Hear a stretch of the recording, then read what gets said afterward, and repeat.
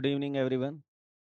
बेटा आज का जो हमारा टॉपिक है वो है न्यूक्लिक एसिड। न्यूक्लिक एसिड जो है एक्चुअल में ये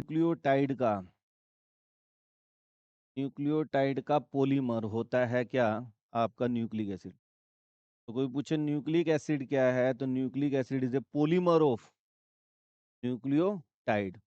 and nucleotide is a combination of three component. पहला आता है base, sugar and phosphoric group. उसके बाद हम पढ़ेंगे न्यूक्लियोसाइड। न्यूक्लियोसाइड केवल दो चीज़ों का कॉम्बिनेशन है, बेस और शुगर। वहाँ पे फास्फोरिक ग्रुप नहीं। ठीक है ना। तो पहले हम समझ लेते हैं कौन कौन से बेस हैं, कौन से शुगर मॉइटी है। कंप्लीट हाइड्रोलिसिस ऑफ डीएनए और आरएनए यील्ड ए पेंटोज शुगर। एक तो हमें पेंटोज शुगर मिलता है बेटा, दूसरा क्या मिलता है फास्फोरिक एसिड, और तीसरा हमें क्या मिलता है nitrogenous base. In DNA molecule sugar moieties. अब ये छोटे छोटे क्वेश्चन पेपर में बनते हैं, डीएनए के अंदर कौन सा शुगर है, तो आप कहेंगे beta D 2 deoxy ribose, beta D 2 deoxy ribose.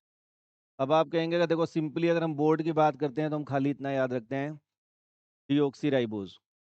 अब ये सब भी याद रखना पड़ेगा, बीटा है। कई बार क्या होता है जब मल्टीपल चॉइस क्वेश्चन आते हैं तो उसमें ये पूछ लेते हैं alpha D oxyribose nucleic acid, beta D या बीटा एल। तो इस तरह तो क्वेश्चन को घुमा देते हैं, इसी के चार ऑप्शन बन जाते हैं। बस यहाँ पे बीटा डी की जगह बोल देंगे अल्फा डी, बोल देंगे अल्फा एल, बीटा एल, तो ये सारा गलत हो जाएगा। तो आपको जब प्रेपरेशन कर रहे हो तो घर पे जब लिख लिख के देख रहे हो तो ये चीज़ें बारीकी से नोट करो कि भाई ये चीज़ें मुझे करनी है। रट्टे वाला सिस्टम सीबीएसई ने ख़त्म कर दिया है, तो इसलिए थोड़ा थोड़ा समझ के चले आप। तो डीएनए में कौन सा बेस होता है बेटा, आपसे कोई पूछ ले, सॉरी शुगर मॉइटी कौन सी होती है, क्या कहोगे बीटा डी 2 डीऑक्सी राइबोस। और कोई पूछे आरएनए में कौन सा होता है, आरएनए में कौन सा शुगर मॉइटी होती है, तो आप कहोगे राइबोस। अब दोनों में डिफरेंस को देख लो, राइबोस में क्या है 1 2 2 पे ओ एच और एच है, मगर डीएनए में क्या है दोनों जगह क्या है एच है। एक्चुअल में सेकंड पोजीशन से ऑक्सीजन क्या क्या हो गया, रिमूवल हो गया। That's why it is called 2 deoxy. Second position से ऑक्सीजन का क्या हो गया रिमूवल।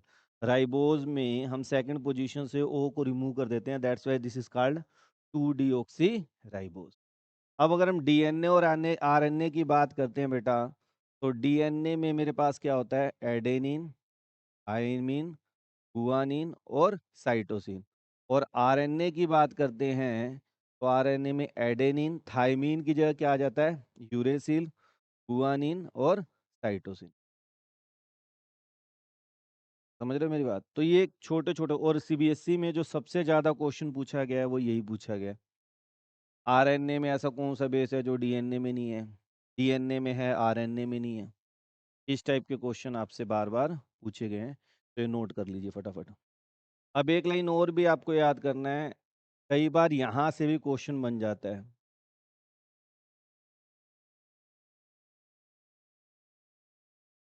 लैंग्वेज क्वेश्चन घूम जाता है यहाँ पे। क्या, इन दोनों को प्यूरीन बेस बोलते हैं। क्या बोलते हैं प्यूरीन बेस, ठीक है ना। और इसको क्या बोलते हैं इन तीनों को pyrimidine base. Right the name of basis having purine structure, having pyrimidine structure. अगर प्यूरीन स्ट्रक्चर कह रहे हैं तो एडेनिन और गुआनिन आएगा आपका, और पिरिमिडीन कह रहे हैं तो साइटोसिन, थाइमिन और यूरेसिल आएगा। तो ये अपने आप में काफ़ी इंपॉर्टेंट क्वेश्चन बन जाते हैं, जिस तरह भी घूम के आ सकता है वो सारे मैंने आपको बता दिए। ठीक है।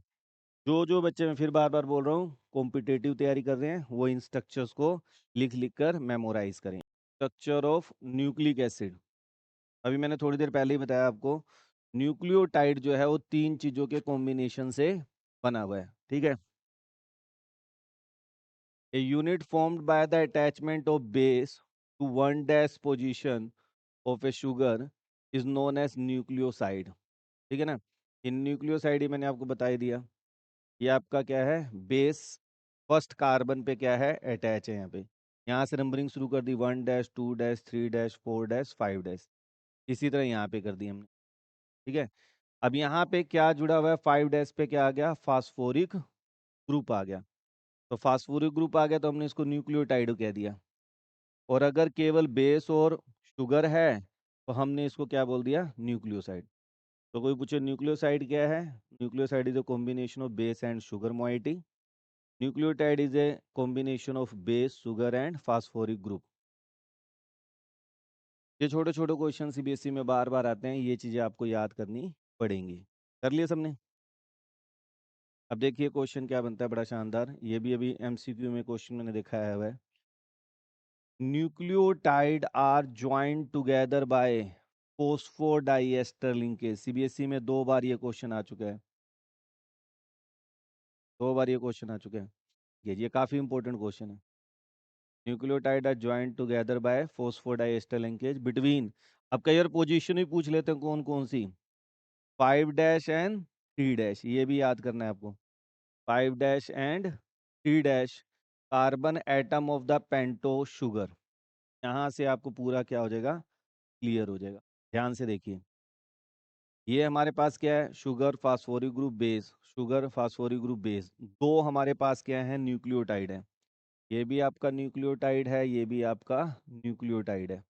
जब इन दोनों को जोड़ा गया, ठीक है ना, तो इसका जो फास्फोरिक ग्रुप है शुगर के कौन सी पोजीशन पे, इसका थर्ड, ठीक है, और दूसरे शुगर का फिफ्थ। तो इसलिए 5 डैश और 3 डैश कहा जाता है। और दो न्यूक्लियोटाइड को किसके थ्रू जोड़ा गया है, फास्फोरिक ग्रुप के थ्रू, और that's why this linkage is called phosphodiester linkage.